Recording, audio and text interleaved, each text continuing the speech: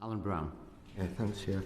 This for Alistair. What's Thames Water's debt and how much has been paid in dividends since privatisation? So, current level of net debt is £14 billion. That compares to a regulated capital value, the value of the business, of £19 billion, which gives you the 77% gearing rate. In total, dividends that left the company since privatisation is about £3 billion. If you compare that to how much equity investment that has been already put into the business and or will be put into the business as part of this equity support package, that's about £4 billion. So in essence, the current set of shareholders who haven't taken any dividend at all will be committing best part of £4 billion of equity to this business. I've seen much higher figures in dividends. Is that $4 billion robust? But even then, that's $4 billion that's paid to shareholders that could have been invested elsewhere, surely. Indeed, but we're investing almost a record $1.8 billion this last year. We will maintain those record levels of investment going forward. And in fact, we fully expect investment levels to have to increase in the next price control as we seek to improve asset resilience, but also improve Is that dividends to external shareholders or to actual the sort of core investors in the company we're talking about? That was total dividends. So last year, for example, we paid £45 million to service debt at the ultimate holding company.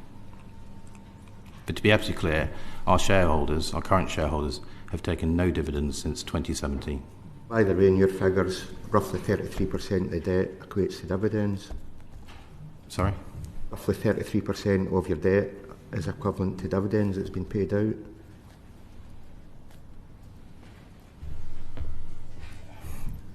In that simple maths, absolutely, that's correct.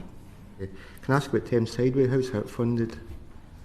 That's funded by an entirely different regulatory price control.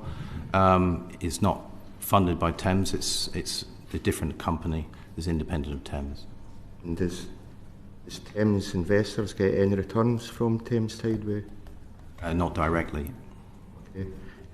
It's also underpinned by the regulatory asset-based model. How much cheaper has that made that? Because that's obviously underpinned by the UK-wide exchequer.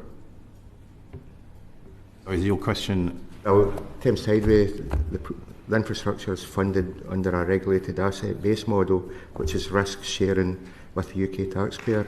How much of a benefit does that bring? That, as I understand it, helped reduce the cost of funding of that project. How much? I don't know. You'd have to ask Tideway. What was the original estimate for Thames Tideway and what's the current construction estimate? As I say, I'm not the best person to ask because it's an entirely independent company. Okay. I don't think I'm getting any more there, Chair. So. Thank you very much. If we could just move on. Okay, thank you. I think Alan Brown wanted to come in with a quick point. Thanks, Chair. I'll just think about Alistair at the outset when I asked you about dividends. We've got a briefing, and if you look at Thames utilities, Thames Water Utilities accounts, it shows that cumulative dividends paid out was $7.2 billion. So why did you give a much lower figure? Let me provide you the analysis after this committee. Yeah, that'd be very good. Thank you. Fine.